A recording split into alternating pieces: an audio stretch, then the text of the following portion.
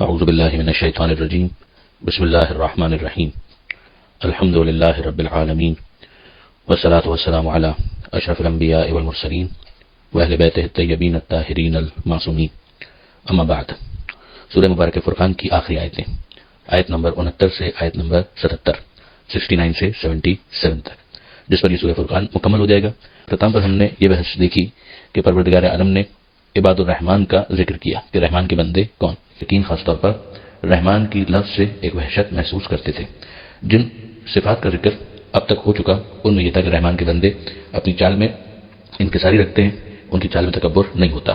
وہ last cases جو جاہلوں کے ہیں ان سے اعراض کرتے ہیں، ان کو سلامتی کا پیغام دے کر گزر جاتے ہیں۔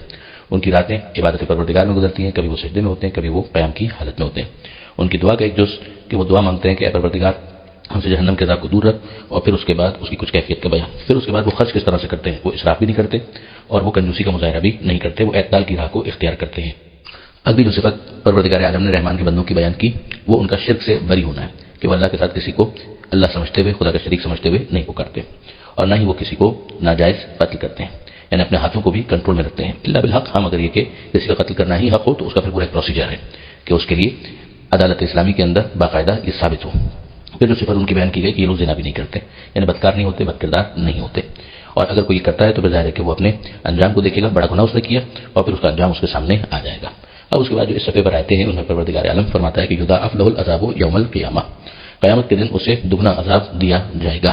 یہاں پر ایک سوال یہ بھی آتا ہے کہ دگنا عذاب کیوں دیا جائے گا، جبکہ جو عذاب ان کے اوپر آنا چاہیے وہ تو اسی فعل کا آنا چاہیے کہ جو انہوں نے انجام دیا۔ تو یہاں پر ایک چیز تو ساتھ ہی ساتھ آ رہی ہے کہ وہ یخلد فیہ مہانہ، کہ وہاں پر ان کو ذلیل کر کے ہمیشہ ہمیشہ کے لیے رکھا جائے گا۔ تو محسوس یہ ہوتا ہے کہ ایک تو جو ذلت ہے وہی عذاب میں اضافہ ہے۔ ایک اور بات بھی یہ کہی گئی کہ جو یہاں پر عذاب میں اضافے کی بات کی جا رہی ہے اس کی وجہ یہ ہے کہ بعض گناہ ایسے ہوتے ہیں کہ جو کئی دوسرے گناہوں کا پیش خیمہ بن جاتے ہیں۔ مثلا ایک شخص ہے، اگر وہ کافر ہے اور مشرک ہے، جانتے بوجھتے تو ظاہر ہے کہ پھر وہ مسلمان تو نہ ہوا، اور پھر یہ مسلمان نہ ہونے کا نتیجہ یہ نکلے گا کہ اس کے دیگر تمام احکام بھی جو کہ اس کی ذمہ داری بنتے ہیں ان کو انجام نہیں دے گا۔ مثلا حج جو ہے اس کے بارے میں کہا گیا للہ علی الناس حج البیت، کہ لوگوں کے ذمہ پر ہے کہ اللہ کے گھر کا وہ حج کریں، یہ اللہ کا حق ہے لوگوں کے اوپر کہ حج البیت کریں، مگر یہ لوگوں پر حق ہونے کے باوجود کوالیفائی کون کرتا ہے؟ کوالیفائی وہ کرتا ہے کہ جو مسلمان ہونے کے بعد حج کے لیے جائے۔ اگر وہ کافر رہتے ہوئے جانا چاہے تو وہ ظاہر ہے کہ جانے کا کوئی مطلب ہی نہیں ہے۔ اسی لیے اصول فقہ کے اندر ایک بات کہی جاتی ہے کہ الکفار مکلفون بالفروع کما هم مکلفون بالاصول، کہ کفار جو ہے مکلف ہیں، یعنی ذمہ دار ہیں فروع دین کے بھی، جس طرح سے وہ اصول دین کے ذمہ دار ہیں۔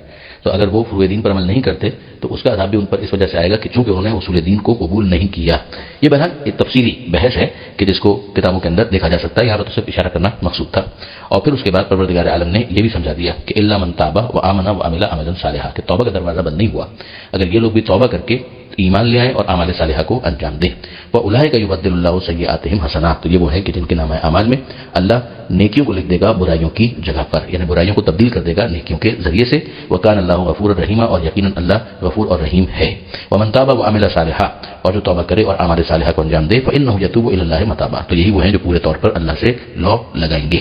یہاں پر پھر ہمیں سمجھ میں آ گئی بات کہ اب یہ جو حسنات لکھے جا رہے ہیں برائیوں کی جگہ پر، تو اس نے نیکی کی تو نہیں ہے، تو پھر یہ کیوں لکھے جا رہے ہیں؟ تو جو توبہ اس نے کی ہے خود اس کو اتنی بڑی نیکی مانا گیا کہ اس کی وجہ سے اس کے اعمال میں یہ تبدل اور یہ تبدیلی نظر آتی ہے کہ ان کے اعمال میں برائیوں کو ہٹا دیا جائے گا، مٹا دیا جائے گا، اور ان کی جگہ پر نیکیوں کو درج کر دیا جائے گا۔ اور اس سے پچھلی آیت کے اندر بھی ایک رہنمائی ملتی ہے کہ جس طرح توبہ کرنے کی وجہ سے برائیوں کی جگہ پر نیکیوں کو لکھ دیا جاتا ہے، اسی طرح توبہ نہ کرنے کی وجہ سے بھی انسان ایک مسلسل گناہ کا مرتکب ہو رہا ہے کہ چونکہ اس نے برا عمل انجام دیا تھا اور اس نے توبہ نہیں کی، تو یہ گویا ایک تسلسل کے ساتھ اس سے ایک حرام کام کا ارتکاب ہو رہا ہے۔ وہ کام جو اس کے ذمہ پہ تھا، وہ جو اس نے نہیں کیا، اس کا ایک ارتکاب اس سے ہو رہا ہے یا اس کی ذمہ داری پر آ رہا ہے، جس کی وجہ سے بھی عذاب کے اضافے کی ایک بات سمجھ میں آتی ہے۔ آگے پروردگار عالم نے مزید یہ ارشاد فرمایا کہ والذین لا یشهدون الزور، کہ رحمان کے بندے وہ ہیں کہ جو جھوٹی گواہی نہیں دیتے، یعنی نہ یہ جھوٹی محفلوں میں شریک ہوتے ہیں اور نہ ہی یہ جھوٹی گواہی دیتے ہیں۔ الزور جھوٹ، لا یشهدون گواہی دینا، لا یشهدون یعنی گواہی نہیں دیتے، الزور جھوٹی گواہی۔ اور اس کے علاوہ الزور کے بارے میں کہا گیا کہ ایسی محفلیں جو اللہ والعیاذ کی محفلیں ہوتی ہیں، عیاشی کی محفلیں ہوتی ہیں، یہ وہاں پر جا کر اپنا نام ان شریک ہونے والوں میں نہیں لکھواتے، اس سے وہ دور رہتے ہیں۔ وَإِذَا مَرُّوا بِاللَّغْوِ مَرُّوا كِرَامًا، اور جب یہ لغویات کے پاس سے گزرتے ہیں تو پھر وہاں سے وہ اپنے شان اور مقام کو لیے ہوئے دامن بچا کر گزر جاتے ہیں، یعنی نہ وہ اس کا حصہ بنتے ہیں نہ اس کی طرف نظر ڈالتے ہیں، وہ اس گندگی سے لطف اندوز ہونے کی کوشش نہیں کرتے۔ یعنی یہ وہ افراد ہیں کہ جو اپنے کردار کو پاکیزہ بھی رکھتے ہیں، اور اگر دیکھتے ہیں کہ یہاں پر امر بالمعروف اور نہی عن المنکر کا کوئی فائدہ نہیں ہے تو پھر وہاں سے وہ وقار کے ساتھ گزر جاتے ہیں۔ والذین اذا ذکروا بآیات ربہم، اور یہ رحمان کے بندے وہ ہیں کہ جن کے سامنے جب ان کے رب کی آیتوں کو پڑھا جاتا ہے، انہیں یاد دلایا جاتا ہے، لم یخروا علیہا صما وعمیانا، تو وہ اس کے آگے اندھے اور بہروں کی طرح سے گر نہیں پڑتے، یعنی کہ وہ افراد جو غور و فکر کرنے والے ہیں، یہ قرآن مجید کی آیتوں کو اپنے لیے سرمایہ فکر قرار دیتے ہیں، غور و فکر کرتے ہیں ان آیتوں کے اوپر. اور اس سے آپ اندازہ کر سکتے ہیں کہ وہ افراد کتنی بڑی غلط فہمی کا شکار ہیں کہ جنہوں نے قرآن مجید کو صرف اور صرف قرأت تک محدود کر لیا ہے. کوئی شک نہیں کہ قرآن مجید کی قرأت بہت امپورٹنٹ ہے، اس کی برکتیں ہیں، اس کی اپنی اہمیت ہے، مگر کیا قرآن مجید غور و فکر کی کتاب نہیں ہے؟ یہ آیت ان آیتوں میں سے ہے جو اس مسئلے کو حل کرتی ہے اور رہنمائی فراہم کرتی ہے کہ صاف دل کے ساتھ، پاکیزہ دماغ کے ساتھ انسان طالب علم بن کر قرآن مجید کے سامنے بیٹھے اور قرآن مجید کو پڑھے اور قرآن مجید کو سمجھنے کی کوشش کرے. جہاں سمجھ میں نہ آئے توقف کرے، خود سے خواہ جلدی کوئی رائے قائم کرنے کی کوشش نہ کرے، مگر پروردگار عالم نے جو اس کو شعور دیا ہے اس کو استعمال کرے اور پھر اس کے بعد قرآن مجید کی آیتوں کو سمجھنے کی کوشش کرے. قرآن کے سامنے طالب علم بن کر قرآن کو سکھانے کی کوشش نہ کرے. تفسیر بے رائے کا ارتکاب اسی وجہ سے ہوتا ہے. لیکن انسان اگر واقعا سمن و امیانن نہ ہو، کھلے کانوں کے ساتھ، کھلی آنکھوں کے ساتھ قرآن مجید کی آیتوں کو پڑھے، تو یقیناً یہ کتاب بہت ہی زیادہ فکر کو مہمیز دینے والی ہے، اس کو تحریک دینے والی ہے. والذین یقولون، اور یہ رحمان کے بندے وہ ہیں کہ جو یہ دعا مانگتے ہیں. اس سے پہلے بھی آپ دیکھ چکے ہیں کہ رحمان کے بندوں کی دعا کا ایک حصہ گزر چکا ہے جس میں انہوں نے اپنے بارے میں یہ دعا مانگی تھی. بالکل آغاز میں یہ بات آئی تھی کہ پروردگار ہم سے جہنم کے عذاب کو دور رکھ. اب یہاں پر رحمان کے بندے اپنی اولاد کے بارے میں دعا مانگتے ہیں. یعنی اب دیکھیے کہ جو ذمہ دار والدین ہوتے ہیں اپنی اولاد کے بارے میں دعا مانگتے ہیں کہ حب لنا ربنا، اے ہمارے پروردگار، حب لنا، ہمیں عطا کر، من ازواجنا و ذریاتنا قرۃ اعین، ہمیں اپنی ازواج اور اپنی اولاد ان کے ذریعے سے ہمیں آنکھوں کی ٹھنڈک عطا فرما. وجعلنا للمتقین اماما، اور ہمیں صاحبان تقوی کا سربراہ پیشوا قرار دے. یعنی یہ وہ افراد ہیں کہ جو نہ اپنی فیملی کے حوالے سے اپنی ذمہ داریوں سے غافل ہیں، نہ سوسائٹی اور معاشرے کے حوالے سے اپنی ذمہ داریوں سے غافل ہیں. یعنی یہ وہ افراد ہیں جو اندھیرے میں چراغ کی حیثیت رکھتے ہیں. اور ان افراد کی یہ خواہش ہوتی ہے کہ وہ اس مرتبہ اور مقام پر پہنچے کہ جہاں پر وہ دوسروں کے لیے ایک ہدایت کا ذریعہ بن سکیں. اپنے کردار کو وہ اتنا پاکیزہ بنا لیں کہ جس کے بعد دوسرے افراد ان کے ذریعے سے حق اور ہدایت تک پہنچ سکیں. یاد رکھیے گا چھٹے امام جعفر صادق علیہ السلام کا بہت پیارا فرمان ہے کہ وہ فرماتے ہیں کہ کونوا دعاۃ الناس الی اللہ بغیر السنتکم، کہ لوگوں کو اللہ کی طرف بلانے والے بنو اس طرح کہ تمہیں اپنی زبان استعمال نہ کرنا پڑے. اب وہ شخص کہ جس کا یہ کردار ہو، اتنا اعلیٰ کردار ہو، یقیناً اس کے کردار کی وجہ سے دوسرے لوگ اس دین کی طرف جذب ہوں گے، اس نظام کی طرف جذب ہوں گے، اس نظریے کی طرف جذب ہوں گے، ایبزارب ہوں گے. ان کو اس کے اندر چام فیل ہوگا کہ جس کا یہ شخص عقیدہ رکھتا ہے. تو یہ رحمان کے بندے جب اس طرح کے کردار کو اپنے اندر پوری طرح سے ڈھال لیں گے، اپنے آپ کو اس کردار میں ڈھال لیں گے، تو پھر اس کا نتیجہ یہ بنے گا کہ وہ رحمان کے تعارف کا ذریعہ بنیں گے. اور اس طرح سے تو سوسائٹی کے اندر وہ افراد جو پوٹینشیلی تقویٰ رکھتے ہیں ان کو بھی یہ خدا کی طرف لے آئیں گے، ان کو بھی یہ خدا کی طرف قریب کریں گے. اور اسی طریقے سے اگر وہ مسلمان ہے تو بے شک پیغمبر اکرم صلی اللہ علیہ وسلم کی طرف، اور اسی طرح سے اگر وہ اور زیادہ مومن ہے، اسناشری ہے، تو پھر وہ اپنے معصوم اماموں کی طرف لے آنے کا سبب بنے گا. یہیں پر ہمیں پھر ایک مرتبہ چھٹے امام کی وہ حدیث یاد آئی کہ کونوا لنا زینت. امام فرماتے ہیں کہ ہمارے لیے باعث زینت بنو، ہمارے لیے باعث ننگو آر مت بنو. یعنی تمہارا کردار ایسا ہو کہ جس کو دیکھ کر لوگ دین کی طرف آنے والے بنے. پھر ظاہر ہے کہ امامت کا جو اعلیٰ ترین مصداق ہے وہ تو خود اہل بیت اور معصومین ہی ہیں کہ جنہوں نے اپنے کردار سے لوگوں کو دین کی طرف جذب کیا. پھر ان کے سردار پیغمبر اکرم صلی اللہ علیہ وآلہ وسلم. اب جو آیت ہے اس کے اندر پروردگار عالم نے اس صفت کو بیان کیا ہے جو یہ پچھلی تمام صفات کو انکمپس کر لیتی ہے.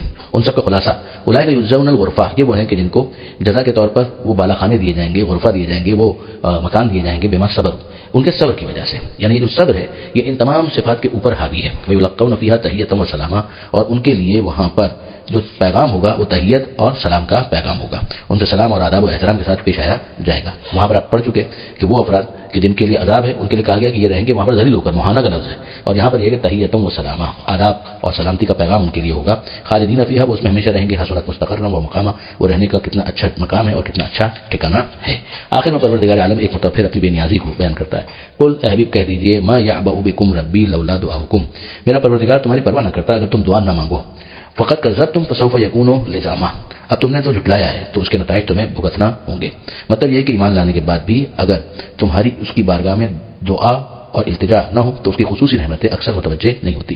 بہت سی یہ چیزیں جو پروردگار عالم نے ویسے ہی نعمتوں کی صورت میں انسان کو دے دی ہیں، مگر بہت ساری چیزیں ہیں جو خدا کی رحمتوں کی صورت میں متوجہ ہوتی ہیں جب انسان خدا کی بارگاہ میں دعا مانگے. یعنی دعا کی اپنی تاثیر اور اپنا ایک اثر ہے، لیکن اگر وہ نہ ہو تو پھر وہ رحمتیں بھی خدا کی طرف سے متوجہ نہیں ہوتی. اور اس کیس کے اندر مثلا مشرکین کے کیس کے اندر فقط کذبتم، ایمان لانا کیسا، دعا مانگنا کیسا، تم نے تو جھٹلا دیا. فسوف یکون لزاما، تو پھر اس کے نتائج تمہیں بھگتنا پڑیں گے، یعنی تم رحمت خدا سے دور ہوتے چلے جاؤ گے. یہ وہ آیت ہے کہ جس کے اوپر یہ سورہ فرقان الحمدللہ مکمل ہوا. پھر اس کے بعد سورہ شعراء ہے، کیونکہ اس کے اختتام پر ہم دیکھیں گے شعراء سے متعلق شعراء کی صنف، شاعروں کی، پوئٹس کی، ان کے بارے میں کچھ باتیں ہوئی ہیں، لہذا اس سورہ کو سورہ شعراء کہا گیا. اس کی کل 227 آیتیں ہیں. البتہ یہ سورہ مختصر ہے، یعنی آیتیں چھوٹی چھوٹی ہیں، مگر آیتوں کی تعداد جو ہے وہ زیادہ ہے. مکی سورہ ہے، یعنی یہ پیغمبر اکرم صلی اللہ علیہ وآلہ وسلم پر ہجرت سے پہلے نازل ہونے والے سوروں میں اس کا شمار ہوتا ہے.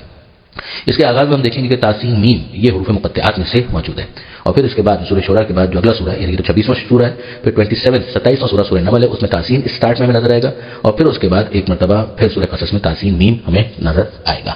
تو یہ تینوں سورے جو ہیں وہ تواسین کہلاتے ہیں کہ جن کے آغاز میں تاسین ہمیں بہرحال نظر آتا ہے۔ جناب موسیٰ علیہ السلام اور فرعون کی گفتگو اس کی تفصیل اس سورے کے اندر ہمیں نظر آئے گی، اور بہت سارے انبیاء ہیں کہ جن کا ذکر اس کے اندر کیا گیا۔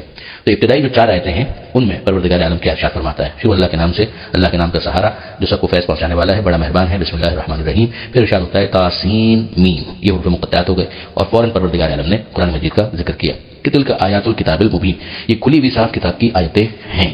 وہ پھر ایک بات جو 11ویں امام کی ہے کہ ان حروف مقطعات کے ذریعے سے پروردگار نے متوجہ کیا کہ یہ قرآن، یہ کتاب انہی حروف سے مل کر بنی ہے کہ جن کو تم روزانہ استعمال کرتے ہو۔ اگر تم سمجھتے ہو کہ یہ خدا کا کلام نہیں ہے تو حروف وہی ہیں، ان کو چھوڑ کر تم بھی ایسا کوئی کلام بنا کر لے آؤ، ایک سورہ بنا کر لے آؤ۔ تلک آیات الکتاب المبین، یہ کھلی ہوئی صاف کتاب کی آیتیں ہیں۔ لعلک باخع نفسک ان لا یکونوا مؤمنین، یہ سورہ کہف میں بھی اس مضمون کو ہم پڑھ چکے ہیں۔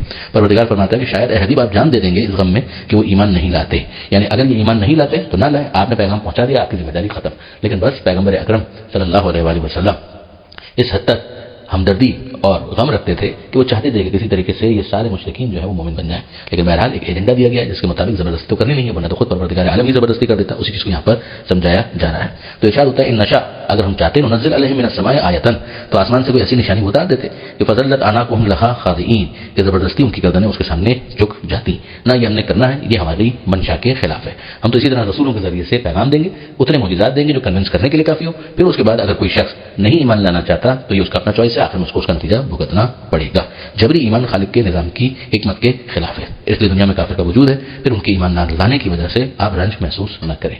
یہ 4 آیتیں ابتدائی مکمل ہوئی۔ پروردگار عالم سے دعا ہے قرآن پڑھنے، سمجھنے اور عمل کی توفیق عطا فرما، اور وارث قرآن امام زمانہ کے ظہور میں تعجیل فرما۔ وآخر دعوانا ان الحمد للہ رب العالمین، والسلام علیکم ورحمۃ اللہ وبرکاتہ۔